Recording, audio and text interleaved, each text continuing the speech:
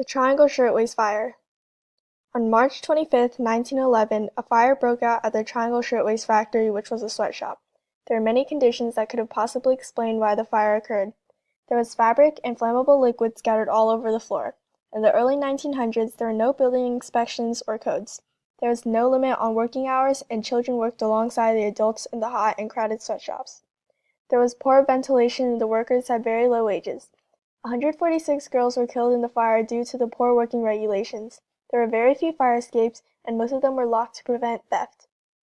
The ladders were too short to reach the ground, and the water hoses could not reach the fire. The Triangle Shirtwaist Factory Fire of 1911 put many policies and workplace regulations in place during the progressive era that changed labor all throughout the United States. Even though these policies improved working conditions, the owners of the factory still continued to violate working regulations. The fire caused New York to pass a Sullivan-Hoey law to make sure that doors are always opened and unlocked. During the fire, many of the fire exits were locked, leading to panic and disorientation. The doors in the factory were barely wide enough to fit one person, only allowing one person to leave at a time to prevent theft. The workday for women and children was also shortened to 54 hours a week in New York since the fire occurred during after hours.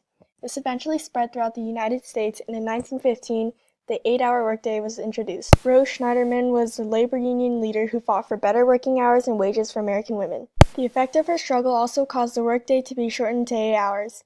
It caused a minimum wage to be created, which still exists today. Fire drills and sprinklers were required by the Sullivan-Hoey law, which could have prevented the fire overall. The Women's Trade Union League called for a Bureau of Fire Prevention. The Bureau of Fire Prevention was a group of people who sought to improve working conditions in factories.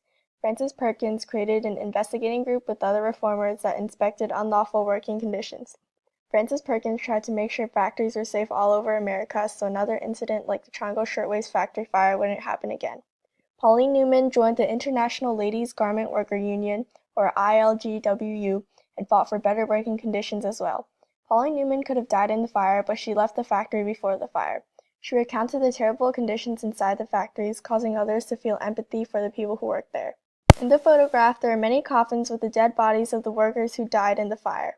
There are also people in the background mourning their loss who are most likely the friends and family of the dead. Workers' compensation, where money is given to the families of the dead or injured, was needed after the families of the dead sued the owners of the company.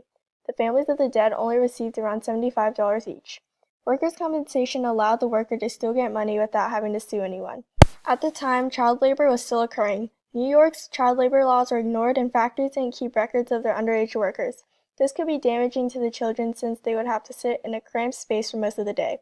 The Fair Labor Standards Act limited the amount of hours that employees could work for the minimum wage. Factory legislation, which made sure that the proper working regulations are followed, was needed.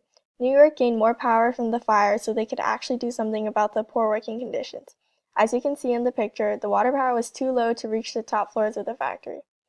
The ladders were also too short to reach the people who were stuck in the top floors. This photograph demonstrates the need for factory legislation because if the proper working regulations were followed, the firefighters wouldn't be unprepared for this situation. Blanc, the owner of the factory, continued to lock his employees in the factory. He was charged $20 after being found guilty. He ignored the fact that many people died in the fire because of his locked doors. Even though there were already small fires at the factory, they continued to do nothing and took no precautions. They posted the rule that they couldn't smoke near the fabric because the fabric could catch on fire from the smoke. With 500 workers on 3 floors, a fire occurring was inevitable. Overall, the Triangle Shirtwaist Factory fire impacted labor and labor regulations in a huge way. Many reforms were passed that affected working conditions in America that still exist today. All of these things help save many lives and allow people to go to work in a safe environment. Hopefully, the workers of the factory learn from their mistakes and change their practices not only to help others, but to help themselves.